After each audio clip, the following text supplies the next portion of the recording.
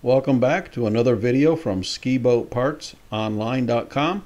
My name is Ron, and today we're going to take a look at the rigging progress on our Rare Bird project. So let's jump right in. Okay, we have the new steering clamp block installed, clamping our new steering support tube, and inside the support tube is our new 17-foot steering cable.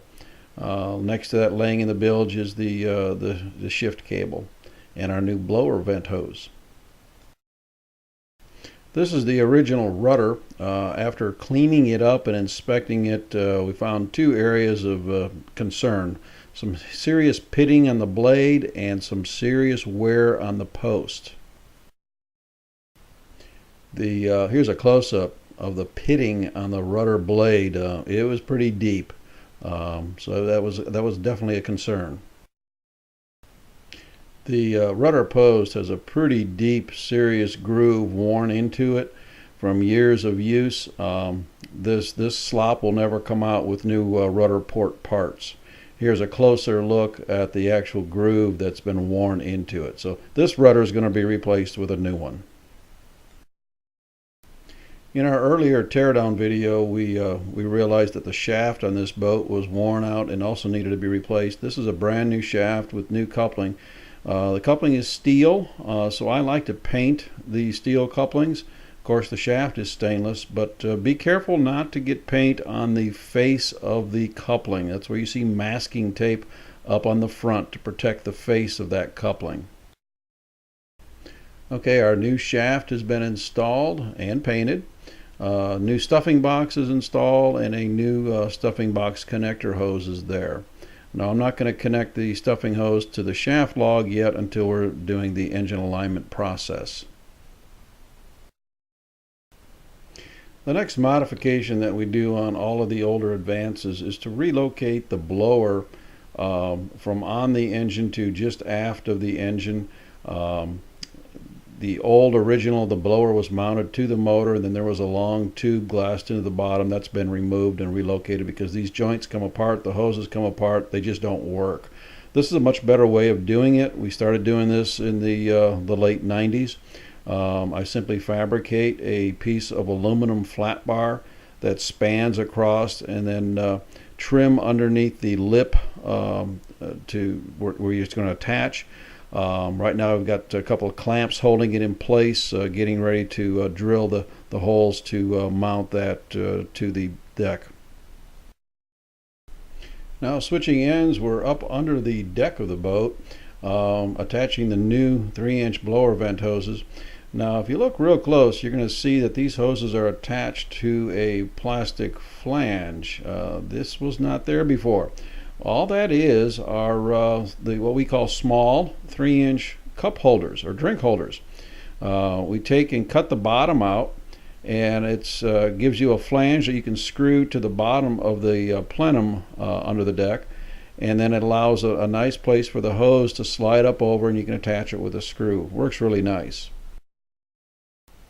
The opposite end of the hose simply gets stuffed into the 3-inch holes that were already there in the floor, and you can see the steering cable is already sneaking up through its slot. The steering cable goes through a slotted hole. It's about 1.5 inches wide and about 7 inches long. Here's our new 800-gallon-per-hour bilge pump, automatic bilge pump. It's fastened down into the bilge. Make sure, guys, when you're installing these, particularly on our boats, pay attention to where the fin bolts are coming through.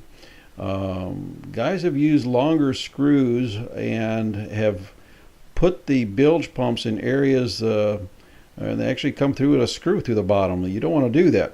So you want to make sure that the pump is being screwed down in an area that's directly above a fin.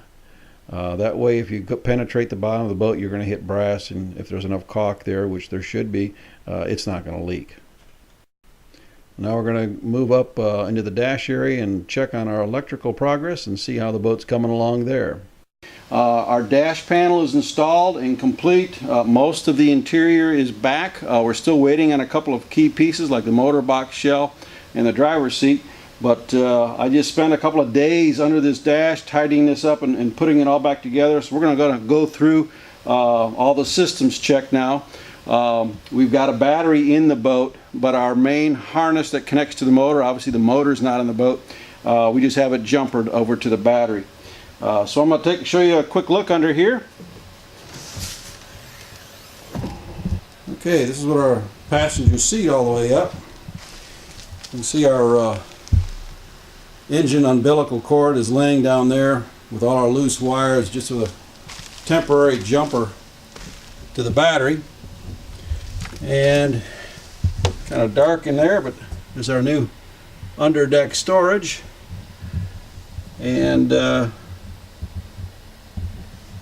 new dash. And we're going to start going through the systems check. Okay, we're going to start at the top. Our key is off. So now the blower light does come on. Our blower is not wired yet until the motor is installed, so I can clean up that wiring. But I did check that earlier with a test light, so that circuit's working. Horn works. Nav light. Now when we turn the nav lights on, we're going to have dash lights and the bow light and the aft light. When you get around, take a look, and I'll turn that on and off. It's our new LED stern light and LED bow light. Now if I turn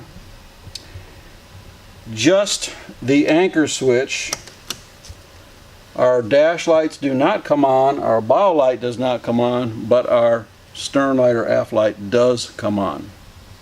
Turn that on or off. Okay.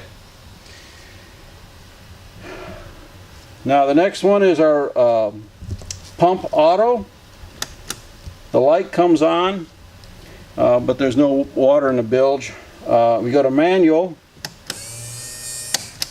and I can hear it start. So the pump is running. Okay, one of the new features, I'm going to turn the nav lights back on, is backlighting. Backlighting behind our switch nomenclature and our logo. Pretty cool. It really looks nice.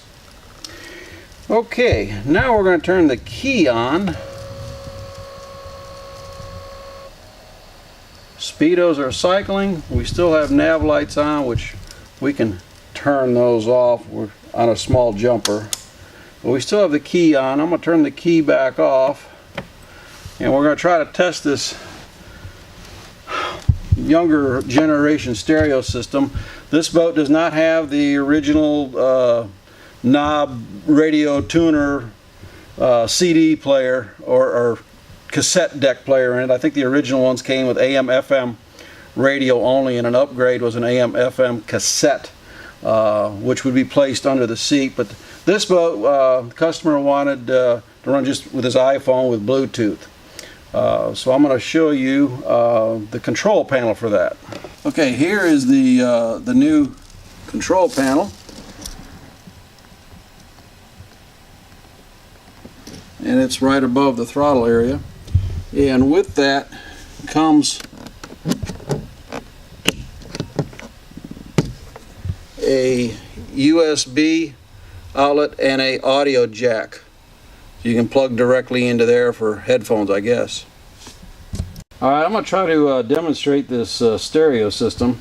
Now, all of our ignition keys that we sell here are the 4-position style, so we have a back accessory position, and that's the 4th position. So we can run just the stereo. I'm going to turn it back 1 position. Nothing else is livened up. It's just your accessories. Now this is all Bluetooth, so we're going to turn this on. And it turns blue. Maybe that's why it's called Bluetooth. Then apparently I have to use a phone to listen to music. Oh, and it started playing. And we have music. I have no idea how to tune it, but now we have volume up and down. And it sounds good. So next thing we're going to take a look at, we've got the rear seat in. I'm going to turn this off. Okay, the rear seat is installed. It's not fastened yet, not until we have the final pieces while I drive the 2 screws in that hold it. But the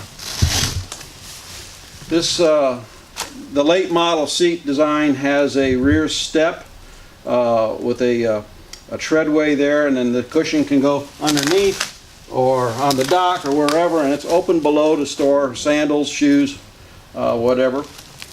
The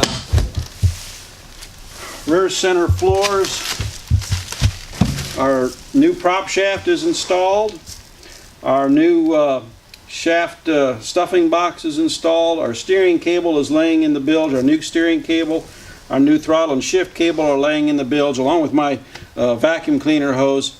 So all these are ready now. One more cleanup and then we'll be ready to set a motor in there. But we're getting real close, guys. It's been a long time coming. This boat's finally coming together. Well, thanks for watching this video. I hope this helped maybe with your project. Remember to click the little boat icon in the upper left-hand corner to subscribe. I appreciate it. Thank you, and we'll catch you on the next one.